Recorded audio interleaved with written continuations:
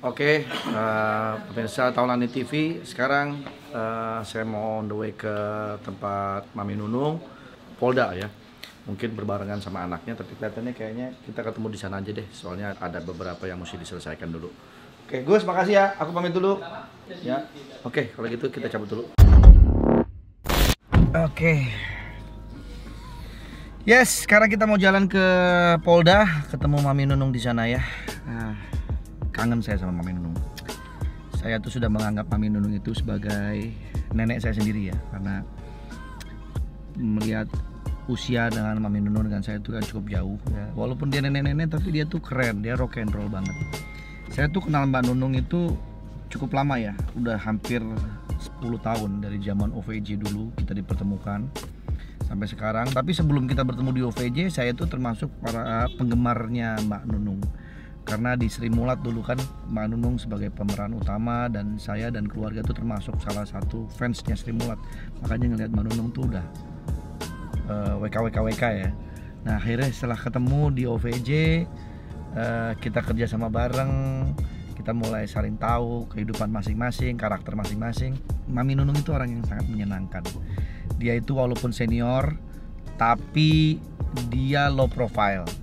Dia mau ngomong adik-adiknya, mau ngomong junior-juniornya, bahkan banyak belajar dari kita-kita. Artinya kita sering sharing ya soal gaya-gaya lawakan Sri Mulat dan lain segala macam. Kemudian saya pun juga banyak bertanya-tanya sama Mami Nunung bagaimana dulu dia meniti karir ya. Ternyata memang Mami itu memulai karir dari nol banget ya.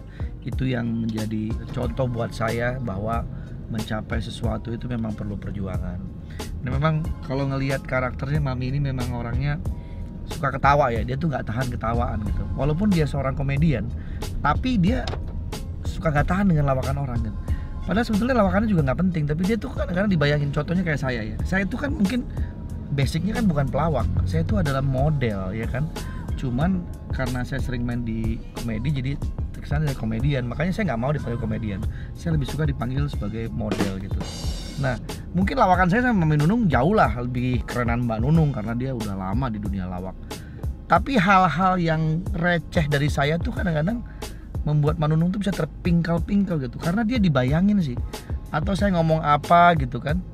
Atau saya tiba-tiba saya keluar jadi apa, dia tuh ngakaknya sampai kencing-kencing ngompol gitu. Saya tanya, Mi, kenapa sih Mi ngelihat saya kok sampai kayak gitu? Enggak tuh, kamu tuh lucu Ndre, kata dia bilang. Kamu itu basicnya bukan seorang pelawak. Kamu terbiasa, aku lihat tuh dulu zaman Stinky itu sebagai seorang vokalis yang cool gitu kan, kalem, yang sama sekali jauh dari ngocol dan ngelawak-ngelawak. Tiba-tiba kamu keluar didandanin macem-macem, aku gimana nggak ketawa, dia bilang. Kamu tuh kan nggak cocok didandanin kayak gitu, tapi kamu mau gitu, mau, dan ternyata setelah didandanin begitu jadinya lucu. Makanya aku tuh ngebayanginnya gitu, seorang Andre Taulani tuh didandanin kacau gitu dan jadinya kocak. Itu aku buat ketawa-ketawa. Dan kadang-kadang celentukan-celentukan kamu itu nggak kepikiran sama aku, akhirnya aku bayangin. Jadi ketawanya bukan karena ketawa karena lucunya, tapi karena hal-hal konyol yang membuat Mbak Nunung tuh jadi ngebayangin gitu loh. Dan kalau udah dibayangin, dia sampai pulang ke rumah itu ketawanya nggak berhenti-berhenti. Suaminya tuh Ian suka cerita sama saya, Mami itu pribadinya memang baik, dia perhatian gitu kan. Terus kemudian juga dia setia kawannya tinggi banget. Kalau anak saya ulang tahun, kalau saya undang, Mami itu selalu datang, nggak pernah absen. Jadi waktu dia lagi sibuk, dia sempetin untuk datang. Respect lah sama Mami ya. Ya memang dalam keadaan seperti ini saya harus support. Mungkin cuma ini yang bisa saya berikan sama Mami. Karena kalau saya berikan rumah kan nggak mungkin, ya kan. Mau ngapain saya ngasih rumah? Mami juga udah punya rumah gitu kan. Tetap semangat ya. Nanti aku akan membawakan sebuah lagu untuk Mami dengan judul Semangat. Semangat kamu jangan pernah luntur. Semangat kamu jangan pernah luntur. Nah itulah lagunya yang udah saya siapin buat Mami. Semoga Mami gak suka. I love you.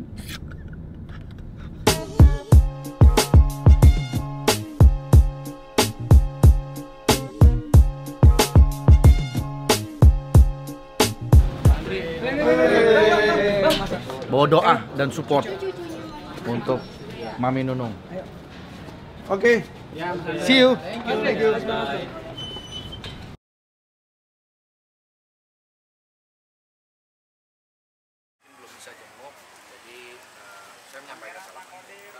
Oke, akhirnya selesai sudah gua dari Polda tadi jenguk Mbak Nunung. Cuman memang kondisinya saya tidak bisa berlama-lama bertemu dengan Mbak Nunung di dalam, dan kamera juga nggak boleh dibawa masuk, jadi betul-betul steril. Tapi kesannya adalah tadi ketemu saya pertama kali, dia peluk saya, terus kemudian dia nangis, dia minta maaf gitu kan, salam untuk teman-teman semua. Terus saya bilang ya, saya juga peluk, saya bilang ya Mbak Nunung yang sabar menghadapi ujian ini, cobaan ini, ikuti semua prosedurnya dengan baik, dan yang pasti Mbak Nunung harus tetap sehat ya, karena kita semua support Mbak Nunung.